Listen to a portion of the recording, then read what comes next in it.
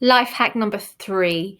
So this one is potentially quite an easy one, but you'd be surprised at how many people struggle with this. Stay hydrated and move.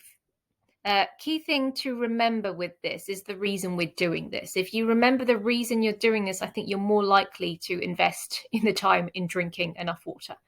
So with menopause, I've already mentioned, due to the drop in estrogen, you'll find that your tissues lose their elasticity and don't stay quite as hydrated.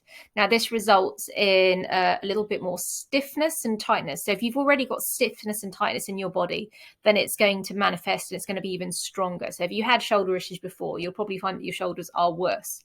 If you've had hip issues before, you'll probably find that your hips feel a little bit more cranky. You'll feel it particularly when you haven't moved, because the way that we move liquid around our bodies and into our muscles and our joints is by movement, surprisingly.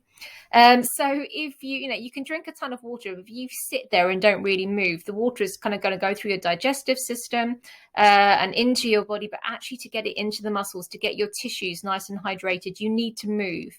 And it's the movement, the kind of the pumping action of the muscles and the fascia. And if you're not sure what fascia is, think about it's kind of a coating, like a giant film of cling film that covers your body from top to toe and connects into all your muscles, your organs. And so if that gets tight, if you imagine a kind of like putting a hairdryer in cling film and it gets really quite tighter, that's what's happening when your tissues are getting dehydrated. So if you drink enough water, and if you move enough, and I'm not saying you have to run marathons, you don't have to be an Iron Woman.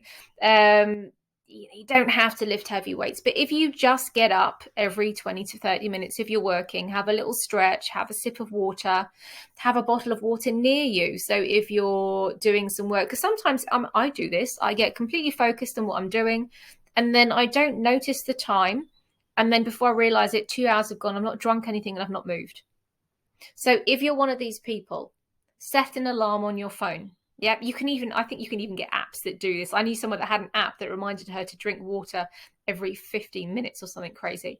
But yeah, set a reminder so that you make sure that you do this. Otherwise, if you sit for ages and don't drink and then you stand up, you're going to feel all stiff. And it's just the more we move, the better we generally feel. I know for me, definitely, if I don't move when I go on holiday and I kind of lay on the beach for ages, I do a lot of swimming too in the sea, but if I just lay on the beach a lot and sit around having nice food, then I tend to get, slightly niggly back.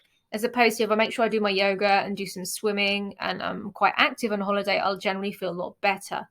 So stay hydrated, move. Just remember the reason behind it rather than just the fact that you should do it.